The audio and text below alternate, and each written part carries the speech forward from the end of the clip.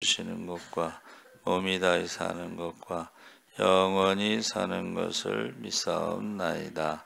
아멘. 하나님 말씀은 고린도후서 5장 11절에서 19절까지 교독을 하겠습니다. 290쪽에 있습니다.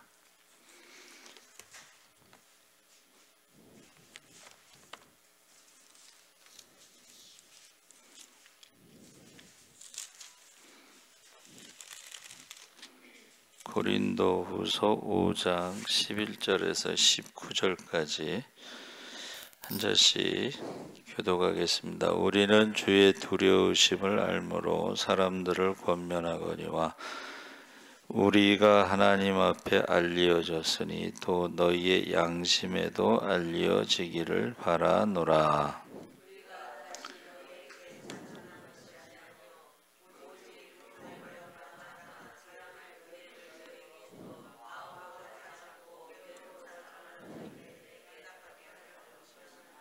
우리가 만일 미쳤어도 하나님을 위한 것이요 정신이 온전하여도 너희를 위한 것이니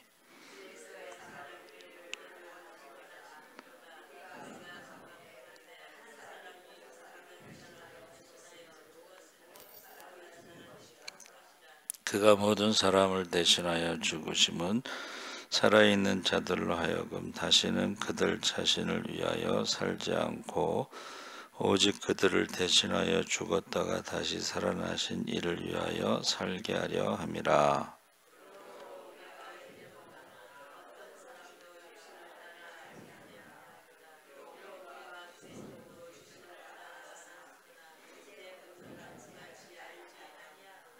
그런즉 누구든지 그리스도 안에 있으면 새로운 피조물이라. 이전 것은 지나갔으니 보라 새 것이 되었도다.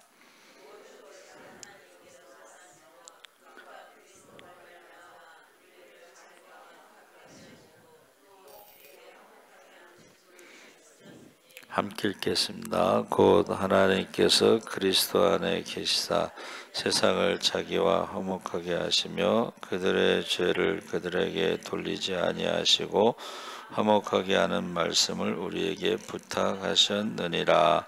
아멘. 할렐루야. 예, 잘 오셨습니다. 오늘 말씀의 제목이 신앙 양심이라고 제가 문자를 보냈습니다.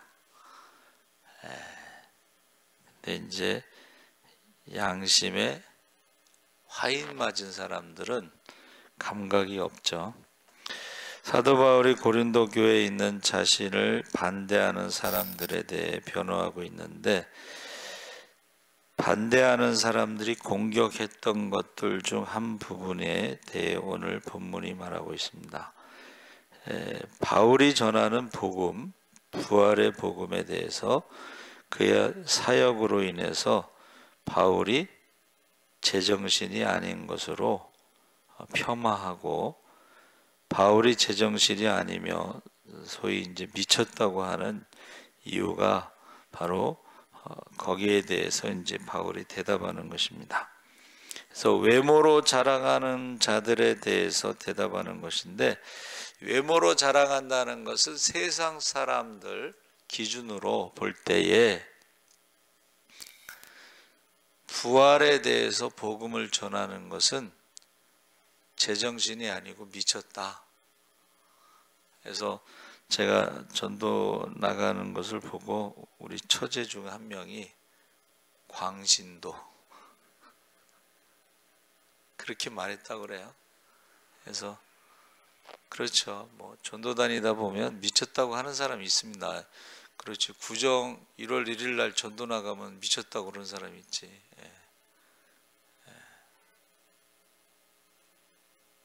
저는 이제 저희 친구 형님이 서울대 전자공학과를 들어갔는데 성탄절에 독서실 가서 공부했다는 말을 들은 적이 있어요. 성탄절에 가서 공부했다. 지금은 이제 제가 알기로는 이제 상지대학교 교수로 있는데 성탄절에 가서 공부하면 정상적으로 보지 않죠. 그래서 안 믿는 사람들이 볼 때는 바울이 미쳤구나. 그 총독이 뭐라 그랬어요? 바울아, 내가 미쳤구나. 너의 많은 학문이 너를 미치게 했다. 이랬죠. 그래서 사실은 안 믿는 사람들이 볼 때는 여러분들이 미쳤다는 말을 들은 게 정상적으로 신앙생활을 하는 거예요. 정상적으로 신앙생활을 하는 것입니다. 자, 11절에 우리는 주의 두려우심을 알므로 사람들을 권면하거니와 우리가 하나님 앞에 알려졌으니 또 너희의 양심대로 알려지기를 바라노라. 해서 바울이 미쳤다는 말에 대해서 뭐라고 말하냐면 나는 하나님이 두려운 분이시라는 것을 알고 있다. 이것은 부활하신 주님을 만났을 때의 그 체험을 말하는 거야. 자기가 이제 스데반을 돌로 쳐서 죽이는데 앞장섰는데 제가 생각할 때는 스데반의 얼굴이 천사와 같이 변했다는 거예요. 그게 바울에게는 큰 충격이지 않았을까. 두 번째는 스데반이 뭐라 그랬어요? 하늘이 열리고 보라! 하나님의 아들이 지금 하나님 보좌 우편에 앉아 계신다. 그 말을 들은 거예요. 그렇죠? 그래서 사람들이 돌로 쳐서 죽인 거예요. 그러니까 스데반이 순교하지만 그 마지막 모습, 천사와 같은 얼굴로 부활하신 주님을 보았고 그 다음에 뭐라 그랬어요? 아버지여 저들을 용서하소서. 저들이 하는 일을 알지 못함이니이다 하면서 예수님의 그 십자가의 기도를 했어요.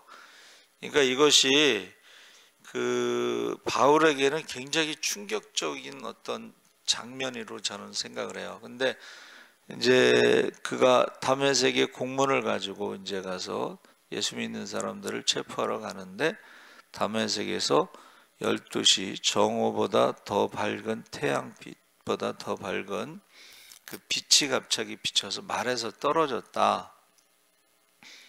근데 그때 그 빛으로 인해서 바울이 안질 또는 간질이 생겼을 것이다. 이렇게 이제 사람들이 성경학자들이 말하고 있어요. 그때 그 충격, 자 밝은 빛에 대한 충격. 그때 주여, 그때 밝은 빛 가운데 사울아 사울아 내가 왜 나를 핍박하느냐 하고 음성을 듣죠. 자 그때 주여 뉘시오니까 사실은 바울은 한 번도 예수님을 살아서 본 적이 없거든요. 그러니까 이제 부활하신 주님을 보고 뉘시오니까 밝은 빛에 대해서 충격, 그 사울아 사울아 자기 이름을 부르는 것에 대해서 음성을 들었을 것도 충격적인 것이고, 주여 뉘시오니까 하고 질문했을 때에 나는 내가 핍박하는 예수라 했을 때 얼마나 놀랬겠어요. 자기들은 지금 나사렛 예수 이단을 믿는 사람들을, 스데반을 지금 죽이고 지금 믿는 사람들, 이단들을 빠진 사람들을 잡으러 가는데 갑자기 나는 내가 핍박하는 예수라 했을 때 얼마나 놀랐겠어요. 그래서 3일 동안 이제 눈을 못 보고 아나니아라는 선지자가 안수했을 때 비늘이 떨어지면서 눈을 봤다고 그랬죠. 눈이 보였다고 그랬죠. 근데 또 아나니아도 너 저기 가서 그 사울이라는 사람이 지금 눈을 못 뜨고 금식하고 있으니까는 가서 안수해라 그랬더니 그 사울에 대해서 제가 소문을 들었는데 믿는 자들을 핍박하는 자라고 스데반이 순교할 때 앞장섰다고 뭐 이런 듣고서 두렵다는 거죠. 그때 주님께서 뭐라고 말씀하셨어요? 이방인을 위한 택한 나의 그릇 사도다. 그 말씀을 듣고 가서 그 사울을요 만났을 때 처음 만나는 거죠, 그렇죠? 근데 뭐라고 불렀어요? 한번 따라해보세요. 형제 사울아. 형제 사울아. 형제라고 부른 거야 지금, 그렇죠? 그리고 내가 오다가 만난 다메섹에서 만난 주님께서 나를 너에게 보내서 안수해서 너의 눈을 뜨게 하라고 말씀하셨다. 가서 이제 안수했을 때 이제 눈이 떠졌죠. 자, 지금 스데반의 순교의 그 모습, 얼굴, 천사 같은 얼굴, 그리고 그의 보라, 하늘이 열리고 하나님 우편에 하나님의 아들이 지금 앉아 계신다. 누가 말하면 이제 스데반이 돌에 맞아 죽을 때는 예수님이 벌떡 일어나셨다, 이제 뭐 그렇게 표현하는데, 그러고 저들의 죄를 용서하소서 이렇게 한 것이 아마도 잊어버릴 수 없는 장면이죠. 그리고 다메섹에서 주님을 만난 것도 잊을 수가 없는 장면이죠. 그래서 사도 바울이 뭐라 그랬어요? 내가 하나님을 두려워한다. 이렇게 말한 거예요. 신앙의 가장 기본적인 것은 주님을 만난 사건, 그리고 주님을 두려워하는 거예요. 그래서 제가 십자군 전도대 때 간증문을 쓰라고 그래요. 우리 전도 나갔는데 간증을 오래 할 수는 없잖아, 그렇죠? 1분 간증. 요새는 뭐 3분 복음 뭐 이런 게 있는데 1분 간증을 어떻게 쓰냐면 다메섹 전, 내가 예수 믿기 전 어떻게 예수를 만났는가, 그리고 예수를 만난 다음엔 어떻게 변화됐는가. 그래서 바울의 간증은 뭐예요? 예수 믿기 전 핍박자요 살인자요 죄인 중에 괴수였고, 그런데 다메섹에서 부활하신 주님을 만나고 주님의 음성을 듣고 그 다음에 어떻게 해요? 전도자가 됐다는 거예요. 야, 내가 핍박자에서 전도자가 되는 데는 그 다메섹 사건이 있었다. 그러니까 여러분도 전도를 어떻게 하냐고 물어보면 간증하면 되는 거예요. 내가 예수 믿기 전에는 이랬고, 내가 어떻게 해서 예수님을 만났고, 그리고 내가 지금은 어떻게 살아가고 있다. 그래서 어떤 사람이 키도 크고 잘생긴 사람, 저보다 이제 젊은 사람이죠. 근데 인사를 하는 거야. 그러면서 자기 얘기를 나 처음 본 사람인데 자기 얘기를 하는 거야. 3년 전에 자기가 술 먹다가 길에서 쓰러져 있었는데 예수를 만나면서 예수를 믿으면서 지금은 매일 전도를 나간대. 전도를 배워서 하는 게 아니고 예수를 만난 다음부터는 매일 전도를 나간대. 그래서 십자군 전도대 제가 3년 동안 있었는데 거기서 간증문을 쓰라고 그래요. 바울의 간증문처럼 예수 믿기 전에 어떻게 해서 예수님을 만났고 예수 믿은 다음엔 어떻게 변화됐는가. 여기서 지금 사도 바울이요, 육신을, 외모를 자랑하는, 세상을 자랑하는, 육신을 자랑하는 사람들이 볼 때에 바울이 미쳤다라고 생각했지만 내가 하나님을 두려움으로 하고 내가 양심이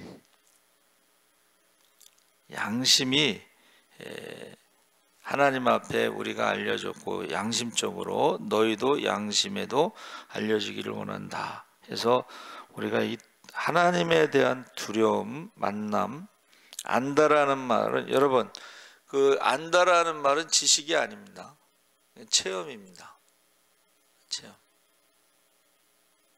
그래서 하나님과의 인격적인 만남, 관계 이런 것을 말하는데, 인격적으로 예수를 만났느냐 했을 때 인격적이란 말은 이제 대화를 말하는 거예요. 여러분, 사람과 사람이 만났을 때 대화를 하는 게 인격적인 만남이 되는 거예요. 일방적으로 자기 말만 하는 건 인격적인 만남이 아니고, 인격적인 만남은 뭐예요? 대화가 되는 거예요. 상대방의 말을 듣고 자기 말도 하고 이렇게 대화가 돼야 돼요. 그래서 우리가 신앙생활 할 때도 대화가 돼야 돼. 하나님과의 대화. 하나님의 음성을 듣기도 하고 하나님께 우리가 기도하기도 하고 하면 대화가 돼. 신앙생활을 그렇게 해야 되는데 그렇게 하지 않고 인격적인 신앙생활을 하지 않고 그냥 종교생활, 예배 안 드리면 좀 찝찝하고 불안하고 그렇게 하는 건 아니에요. 그래서 지금 우리가 다메섹에서 주님을 만났을 때에 그가 예수에 대해서 지금 말하는 거예요. 예수, 부활하신 주님을 만났다.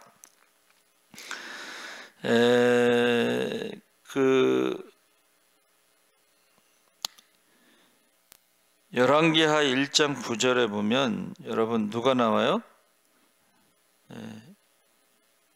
50부장이 나오죠. 50부장. 50부장이 엘리야를 잡으러 갔을 때에 엘리야도 보통 사람은 아니죠. 내가 만일 하나님의 사람이라면 하늘에서 불이 내려서 저 50명 군인을 50부장에서 51명을 불로 태워 죽이라는 거예요. 근데 또 하나님께서 그 기도를 응답하셔가지고 51명이 불에 타서 죽었어요. 근데 여호람 왕이 그때 보낸 건데 여호람 왕이 또 보내 51명을. 근데 두 번째도 역시 내가 만일 하나님의 사람이면 불이 하늘에서 내려와서 그들을 죽이라고 했을 때 또 불로 타서 죽었죠. 근데 세 번째는 50부장이 또 가요. 근데 세 번째 50부장은 뭐라 그래? 딱 엎드려. 첫 번째, 두 번째는 엎드리지 않았는데 세 번째는 엎드립니다. 그러면서 뭐라 그러냐면 불쌍히 여기소서, 살려주소서.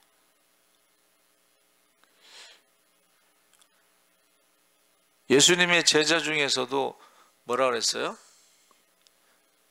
보아너게 우레의 아들들이 성격이 급하니까 하늘에서 불이 내려와 저들을 하늘에서 불이 내려와 저들을 태워 죽이라는 거예요. 그래서 하나님을 두려워하는 것이 신앙생활이고, 우리가 잘 알고 있는 고라 사건도 보세요. 고라 사건도 하나님께서 산채로 땅속으로 집어넣었잖아요. 우리가 성경을 읽으면서 이게 하나님을 두려워하는, 땅이 갈라져서 입을 벌려서 또 250명은 향로에서 불이 나와서 타 죽었어요. 250명은. 그리고 모세와 아론이 고라 당을 죽였다고 하면서 원망할 때에 연병으로 14,700명이 죽었어요. 그러니까 이게 저와 여러분이 하나님을 두려워해야 돼. 하나님을 두려워해. 그래서 지금 바울이 복음의 부활의 복음을 전하는 바울을 미쳤다고 할 때에 아니다. 나는 하나님을 두려워하기 때문에 전도를 하는 것이다. 그 3년 전에 예수를 만났다는 그분, 매일 전도하는 분이 무슨 말을 하냐면 부득불 제가 전도를 매일 합니다. 그러더라고. 이 사람이 이 부득불, 그게 고린도 전서 9장에 나오는 말씀이에요. 부득불.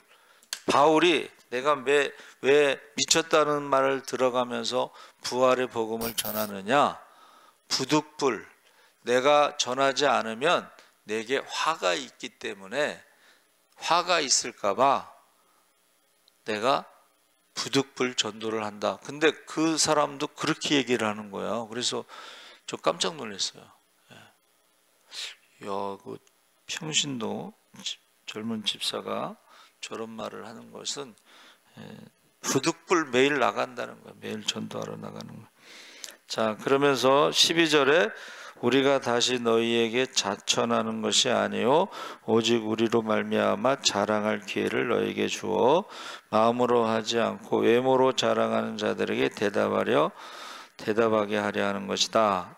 그래서 여러분, 여기서 외모로 자랑하는 사람들이 바울을 미쳤다고 하니까, 부활의 복음을 전하는 것을 미쳤다고 하니까 그들에게 내가 말하는 것이다 하는 것을 지금 말하는 것입니다. 그래서 외모를 자랑하는 것, 세상적인 것을 자랑하는 것. 세상의 사람들이 뭐를 자랑해요, 여러분? 세상 사람들이 뭐를 자랑하나요?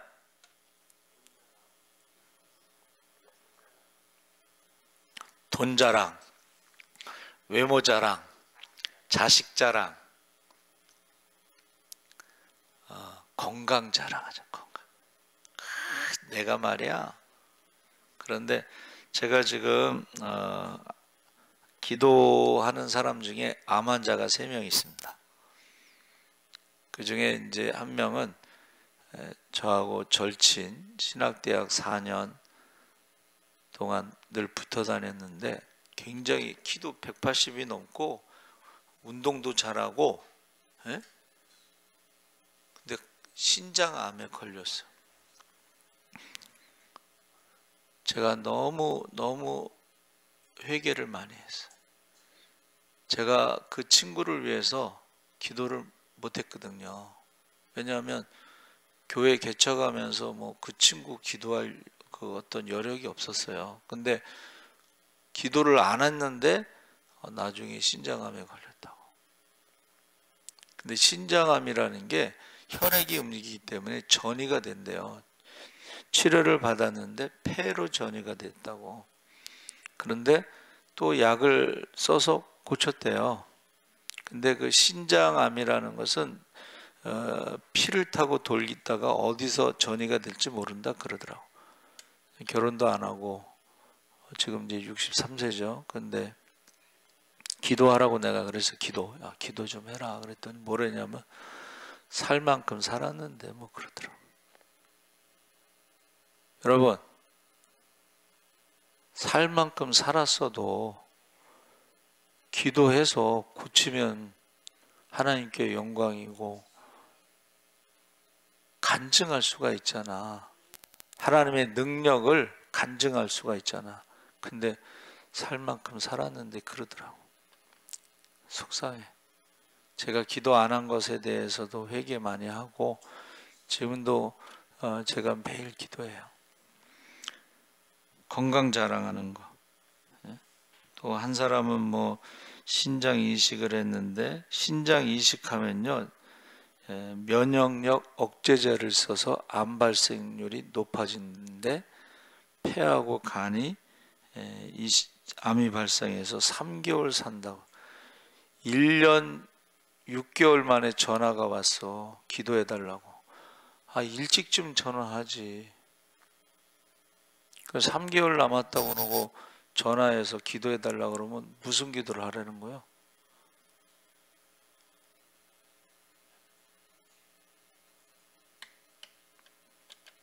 기도를 하고 있습니다. 지금 매일 새벽마다 기도하고 있어요. 그 부인의 이름을 모르니까 제가 찾아봤더니 어디서 이제 그 이름이 나와가지고 그 이름 부르면서 기도하는데,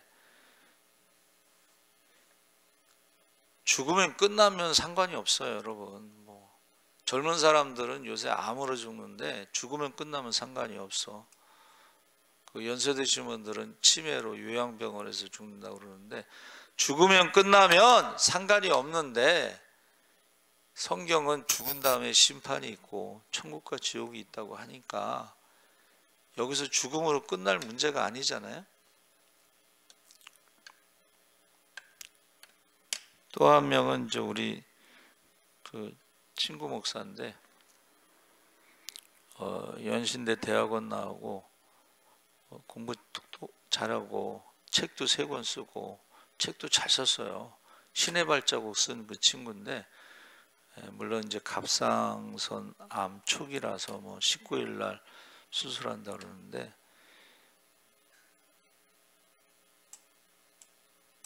신의 발자국을 썼잖아, 책을. 그러면 신의 능력도 믿고 기도로 고쳤으면 좋겠어요. 기도하고 있는데, 이제 친구들이 이제 힘내라, 기도할게요 그러는데, 말로만 하지 말고 헌금을 좀 보냈으면 좋겠다, 그 생각이 들더라고. 그렇잖아요? 교회를 개척했는데 서울신대 교회야, 이름이. 그러니까 자기 건물이 아니고 서울신대에 있는 그 예배실 하나를 빌려가지고 교회를 개척했어요. 그래서 지금 제가 기도하고 있는 암 환자가 3명이에요. 여러분, 자랑하는 게 아니야. 자랑이라는 말은요, 죄라는 뜻이 있어요. 하나님 앞에 자랑하는 건 죄라는 뜻이 있어. 돈 자랑하는 것도 죄고, 건강을 자랑하는 것도 죄고. 그게 무슨 말이에요? 하나님을 의지하지 않고 자기 힘으로 살아갈 수 있다라고 하는 교만이라는 거예요. 자랑은 교만의 죄가 있는 거예요. 기도하지 않는 것도 자기 힘으로 살아갈 수 있다라고 하는 교만이에요. 영적인 교만, 영적인 문둥병. 그래서 거기에 대해서 지금 바울이 말하는 것입니다. 그래서 12절에 그들에게는 바울이 전하는 복음과 사역이 제정신이 아닌 것처럼 보였습니다. 그때 13절에 뭐라 그랬어요? 우리가 만일 미쳤어도 하나님을 위한 것이요 정신이 온전하여도 너희를 위한 것이라. 그래서 여러분, 부활에 대해서 복음을 전한다고 미쳤다고 그랬는데, 기독교는 부활의 종교입니다. 죄와 사망을 이긴 종교입니다. 할렐루야. 근데 부활에 대해서 말하지 않는 것은 죽음으로 끝난다고 생각하는 거랑 똑같은 거예요. 그래서 제가 말씀드렸죠. 8이라는 숫자가 부활의 숫자, 새로운 시작, 새로운 시작. 그래서 죽음이라는 것을 제가 이제 끝, 마지막 때에 이런 말씀이 있죠. 제가 지금 설교 준비하다가 찾아본 건데, 수요일 날 새벽기도 설교 준비하다가 찾아본 건데, 마지막 때라는 게 끝, 죽음이라는 건데, 그 죽음이라는 것은 새로운 시작이라는 뜻이 있어요. 그러니까 우리가 알고 있는 졸업이라는 말은 시작이라는 말과 같아요. 학교를 졸업하는 것은 사회생활의 시작. 우리가 죽음이라는 것은 이 땅에서의 삶이 끝나지만 하나님 나라에서 새로운 삶이 시작되는 거야. 그거는 믿는 사람들 얘기고, 믿지 않는 사람들은 지옥에서 새로운 고통의 삶이 시작되는 거야. 지옥은 뭐냐면 소망이 없는 곳을 말하는 거야.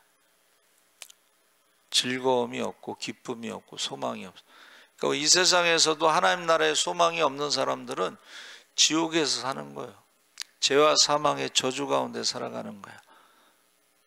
소망이 없으면요, 기쁨이 없어, 즐거움이 없어, 감사가 없어. 근데 소망이 있는 사람들은 어떻게 해요? 하나님 나라에 가면 상급받을 줄 믿습니다. 착하고 충성된 종이 되고 사명과 직분을 따라 우리가 착하고 충성된 종으로 살아가면 하나님 앞에 가면 사랑받고 칭찬받고 상급받을 줄 믿습니다. 소망이 있잖아요. 그래서 지금 사도 바울이 말하는 게, 내가 미쳤어도 하나님을 위해서 미쳤고 제정신이라도 하나님을 위해서 제정신이다.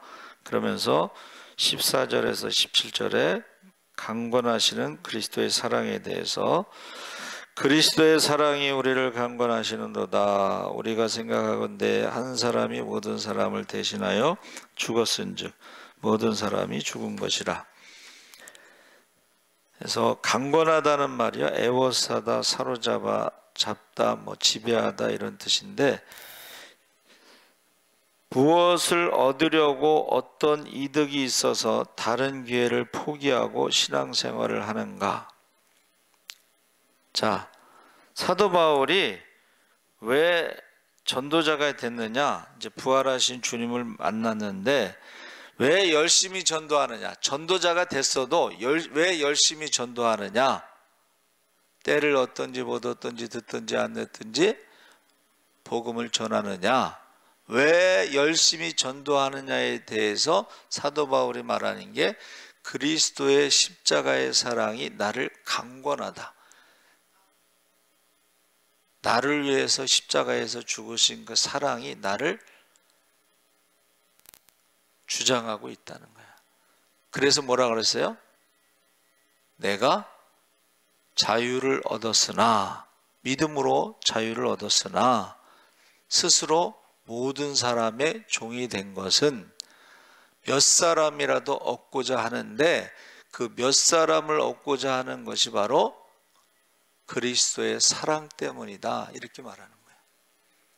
그러니까 영혼을 사랑할 때에, 여러분, 제가 지금 우리 주보에 냈죠. 죄와 사망의 저주 아래서 생로병사의 고통 가운데 살다가 지옥으로 가는 영혼을 볼 때는 불쌍히 여기, 때를 얻든지 못 얻든지 듣든지 안 듣든지 믿든지 안 믿든지 꼭 복음을 전하시기 바랍니다. 그 사람이 듣든지 안 듣든지 그거는 그 사람 몫이고, 믿든지 안 믿든지는 그 사람 몫이에요. 그런데 보세요, 스데반이 죽을 때에 설교를 길게 했잖아. 아니, 죽어가면서 왜 그 설교를 길게 해야 했을까? 오히려 그 설교 때문에 사람들이 열받아가지고, 더군다나 하늘이 열리고 주님을 보인다는 둥 이러니까는 귀를 막고 돌을 던진 거예요.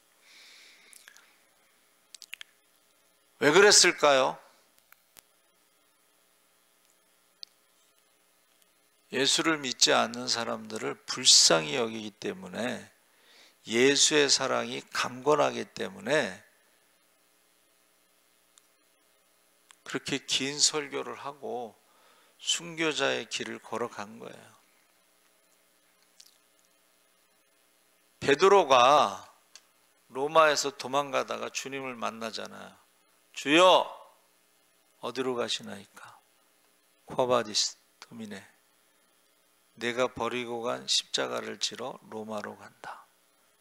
베드로가 유턴해가지고 로마에 가서 거꾸로 십자가에 못 박히죠. 그렇죠? 순교하죠. 그게 그리스도의 사랑이 강권한다는 거예요. 그래서 베드로에게 요한의 아들 시몬아, 내가 나를 사랑하느냐 했을 때에 내가 주를 사랑하나이다. 이제 베드로는 필레오라고, 우정으로 이제 사랑을 고백했는데, 예수님이 물어본 건 아가페로 물어봤어요. 그리고 세 번째, 내가 주를 사랑하는 줄 주께서 하시나이다 했을 때에 내 양을 치라, 먹이라, 목양에 대해서 말했는데, 양이 이뻐서 목회하는 게 아니고 예수님을 사랑하기 때문에 목회하는 거예요. 예수님이 핏값으로 사신 한 영혼을 사랑하기 때문에, 품기 때문에. 그래서 여러분, 죄와 사망의 저주 가운데 살아가는, 그리고 지옥에 가는 영혼을 볼 때요, 여러분, 기도 안 하는 거 죄라고 그랬잖아요. 복음을 전하지 않은 거 죄라고 그랬잖아요. 침묵이 죄입니다. 여러분, 구약 성경에도 나오죠?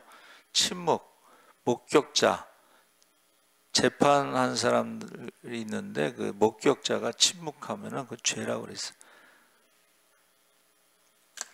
자, 그래서 여기 지금 강권이란 말을 지금 말하고 있는데, 사람이 친구를 위하여 자기 목숨을 버리면 이보다 더 큰 사랑이 없다. 요한복음 15장 13절에 예수님이 6월절의 마지막 강화 긴 이야기에 바로 친구를 위해서 목숨을 버리는 것보다 더 큰 사랑은 없다. 그 사랑이 바로 강권해서 나를 주장해서 내가 미친놈 소리 들으면서 전도를 한다는 거예요. 자, 15절에 그가 모든 사람을 대신하여 죽으심은 살아있는 자들로 하여금 다시는 그들 자신을 위하여 살지 않고 오직 그들을 대신하여 죽었다가 다시 살아나신 이를 위하여 살게 하려 함이라. 바울이 사는 이유가 뭐냐? 나는 다메섹에서 죽었다는 거야. 그리고 나는 이제 살아가는 이유는 예수를 위해서 살아가는데, 예수를 위하는 게 바로 복음을 전하는 것이다. 저도 하나님이 부르실 때요, 하나님은 나를 위해서 모든 것을 책임지시고 나는 하나님의 일만 하겠습니다 하고, 하나님의 일이 뭔가 있을 때 저는 그걸 전도라고 생각해서 전도를 한 거예요. 신학교 1학년서부터 전도를 한 거예요. 그리고 모든 기관, 맡은 교육기관을 전도를 해서 다 부흥시켰죠. 16절 그러므로 우리가 이제부터는 어떤 사람도 육신을 따라 육신을 따라 아까 말씀드렸습니다. 계속 외모, 세상 사람들의 기준, 세상 사람들이 자랑하는 것, 돈, 건강, 자녀, 이런 것을 자랑하는 세상 사람들을 따라 알지 않고 이제부터는 그리스도를, 육신을 따라 알지 않고 이제부터는 그같이 아니하노라 하면서 예수님에 대해서, 여러분, 세상 사람들의 기준으로 예수를 안다는 것은, 그것은 우리가 예수 믿으면 부자 되고 축복받고 병 고치고 이런 거랑 똑같은 거야. 그럼 세상 사람들과 다를 게 뭐가 있어요? 육신을 따라 알지 않고 어떻게 해요? 십자가에서 죽으신 예수, 나를 위해서 십자가에서 죽으신 예수, 사망 권세를 이기신 예수, 부활하신 예수, 부활 승천하시고 성령을 보내주신 예수, 다시 오시는 예수, 세상 사람들이 미쳤다고 하는 그 예수. 여러분, 근데 예수님에 대해서 우리가 재판할 때, 빌라도 재판할 때 바라바와 예수냐 했을 때 바라바를 선택했죠. 근데 바라바의 이름도 예수입니다. 예수 바라바. 예수님은 나사렛 예수. 자, 누구를 선택했어요? 바라바를 선택했어요. 그런데 결과가 뭐예요? AD 70년에 예루살렘이 멸망했어요. 왜 멸망했어요? 바라바는 열심당원, 폭동. 결국 바라바의 그 열심당원들이 계속 폭동을 일으키니까는 로마 군대가 온 거예요. 자, 예수님은, 나사렛 예수는 십자가에서 죽었어요. 그리고 3일 만에 부활하셨어요.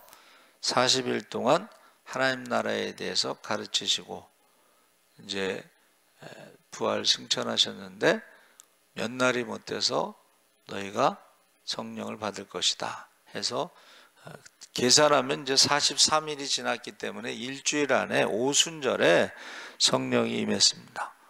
자, 바라바를 선택했을 때는 계속 폭동을 일으키면서 AD 70년에 그 핏값을 우리와 우리 자손에게 돌려서서 1900년 동안 핏값을 지금 많은 사람들이 죽은 것이고, 나사렛 예수를 믿은 사람들 마가다락방에서 기도하다 성령 받은 사람들이 부활의 증인으로 전도할 때에 예수를 믿은 사람들은요, AD 70년에 어떻게 됐을까요? 지금 오순절이니까 AD 70년 그 사이에 예수 믿는 사람들이 많이 늘어났잖아요. 그렇죠? 어떻게 됐을까요?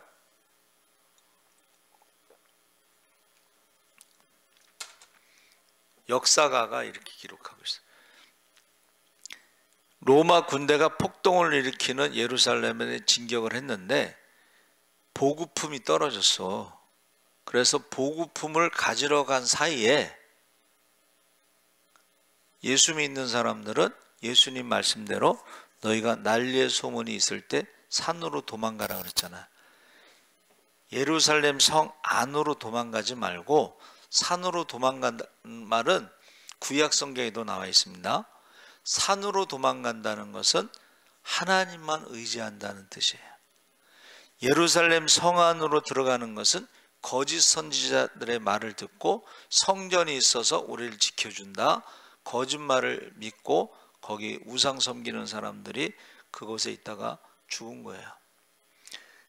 역사가가 기록을 이렇게, 그 보급품이 떨어졌을 때 그 틈을 타서, 보급품을 가지러 간 그 틈을 타서 믿는 사람들은 요단강을 건너서 도망갔다는 거예요. 그렇죠. 왜냐? 그 믿는 사람들 중에 도망간 사람들이 전도를 해서 오늘날에 기독교가 세계적인 종교가 된 거예요. 만약에 예루살렘에 있는 사람들이 다 죽었어 봐. 믿는 사람들이 다 죽었으면 오늘날에 기독교가 세계적인 종교가 될 수가 없었죠. 도망간 사람들이 또 전도를 해서 기독교가 세계적인 종교가 됐다. 역사가가 그렇게 말하고 있습니다.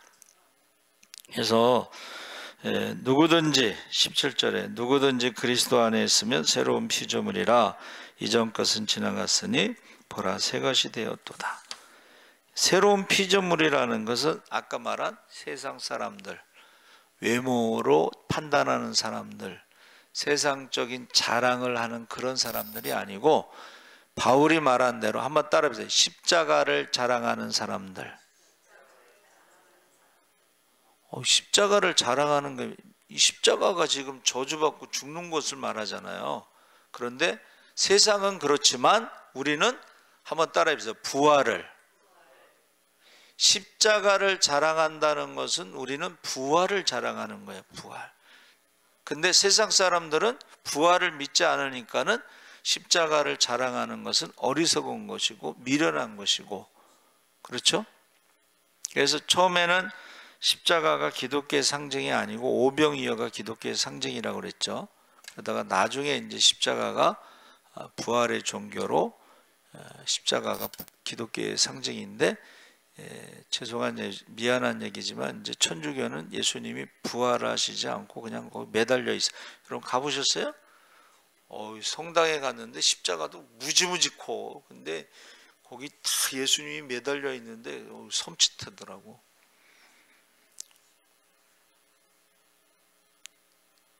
부활이 바로, 십자가의 부활이 기독교의 상징이에요.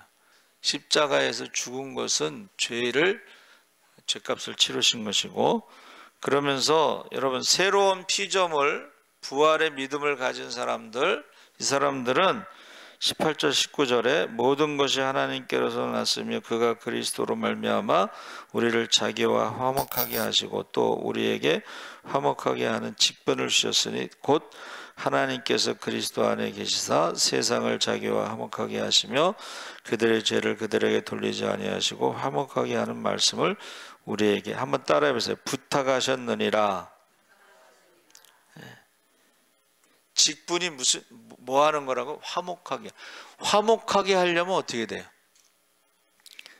예수님처럼 하나님과 죄인인 사람들 사이에 화목하게 하려면 죄값을 치러야지 화목하게 할 수가 있어. 그 죄값을 치르면은 하나님이 회개할 때는 기뻐하시는 거예요. 그렇죠? 그러면 사람들이 기뻐하게 하려면 어떻게 해야 돼요? 한번 따라해 보세요. 부활의 복음. 부활의 복음이 있어야지 사람들을 기뻐하게 하고 화목하게 할 수가 있는 거예요. 그러니까 십자가에서 죽기만 하면 그건 하나님을 기쁘게 하는 것이고, 죄값을 치렀으니까 이제 사람들을 기쁘게 하려면 부활을 해야지 사람들을 기쁘게 할 수, 그게 화목제물이라는 거예요. 화목제물이. 그래서 저와 여러분이 직분이 뭐예요? 하나님을 기쁘게 하려면 회개를 해야 돼요. 근데 자기 죄만 회개하면 안 되고 다른 사람의 죄까지 자기가 마치 자기가 죄를 지은 것처럼 회개, 중보기도 해야 돼. 할렐루야. 그게 하나님을 기쁘게 하는 것이고, 사람을 기쁘게 하려면 어떻게 해야 돼요? 부활의 모습, 새로운 피조물로 부활의 모습으로 그들을 섬겨야 되는 거예요. 그게 화목제물입니다. 그게 화목해 하는 직분이에요. 그래서 날마다 자기를 부인하고 십자가를 지고 주님을 따라야 됩니다. 그래서 이 복음을 전할 때에 사람들이 어떻게 했어요? 미쳤다 이렇게 했다는 거예요. 미쳤다.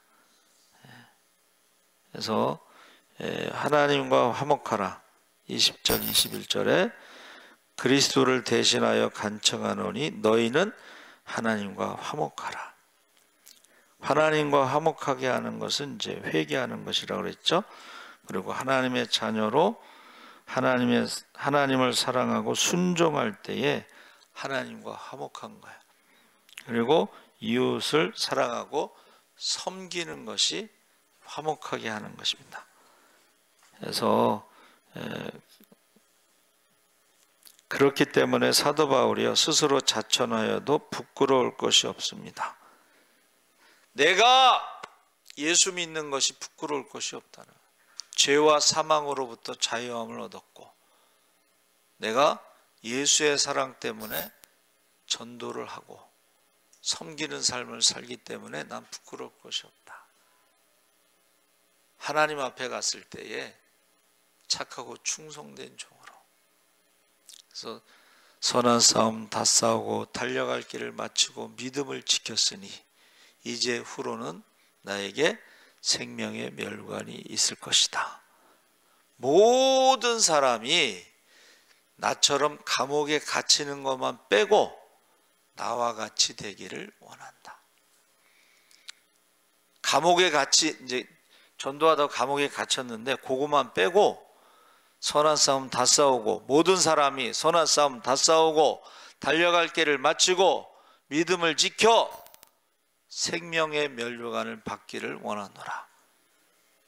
바울이 이렇게 권면하고 있어요. 부끄럽지 않다는 거예요. 여러분, 저와 여러분이 우리의 믿음이요 부끄럽지 않습니다.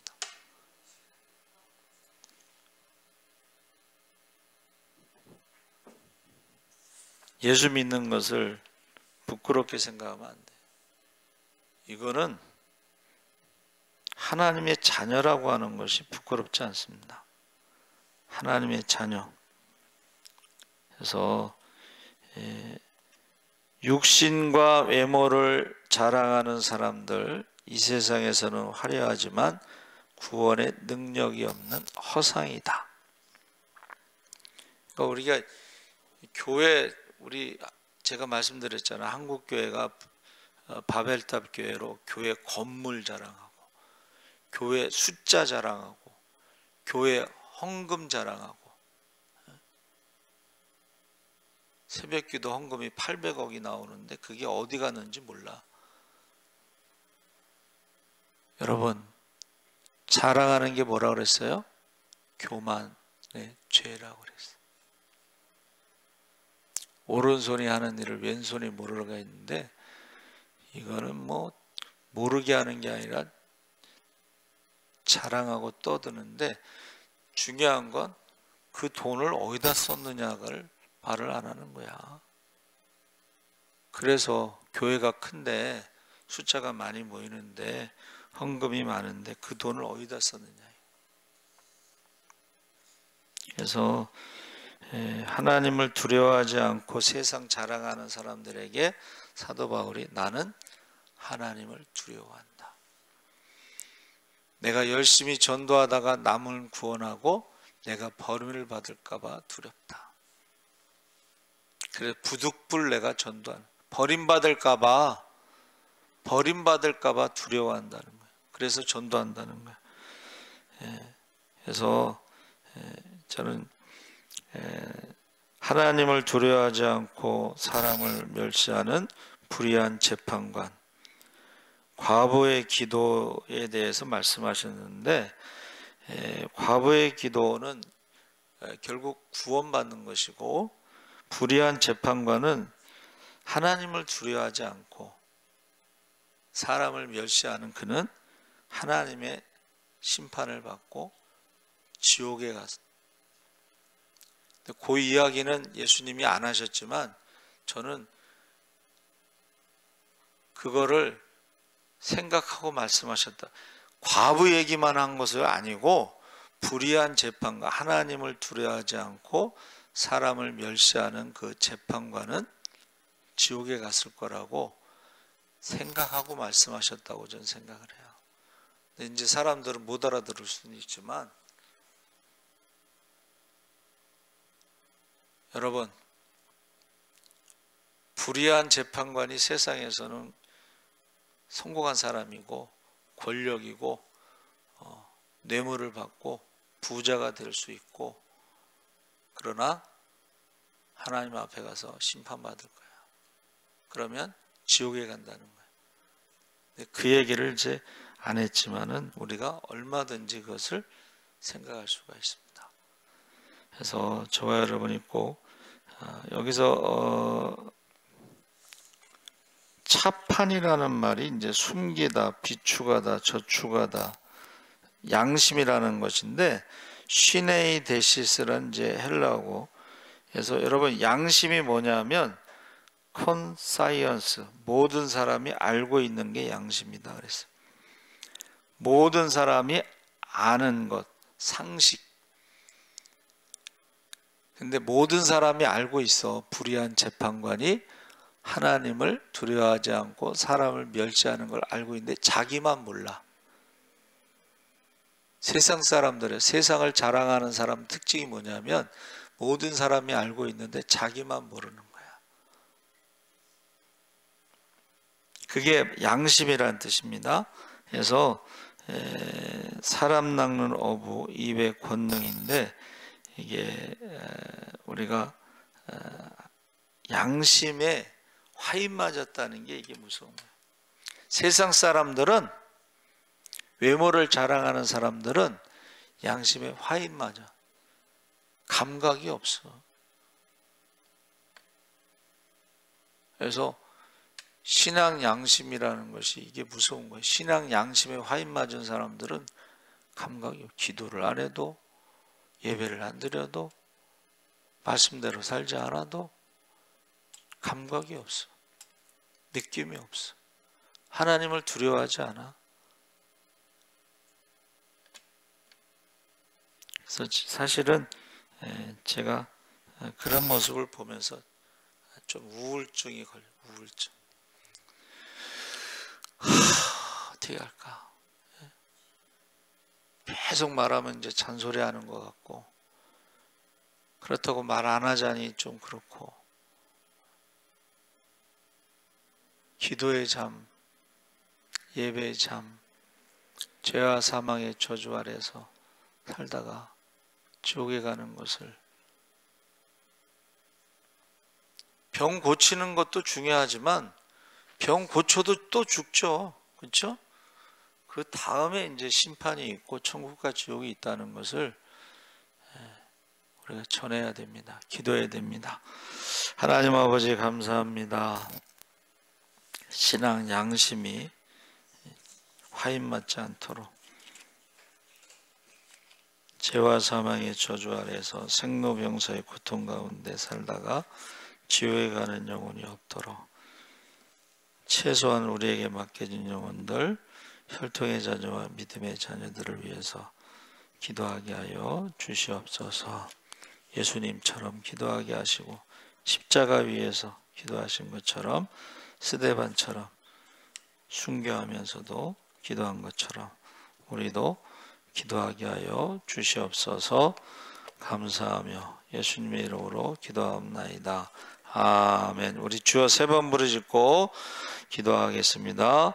주여, 주여, 주여. 할렐루야. 살아계신 아버지 하나님, 하나님께서 함께 하시옵소서.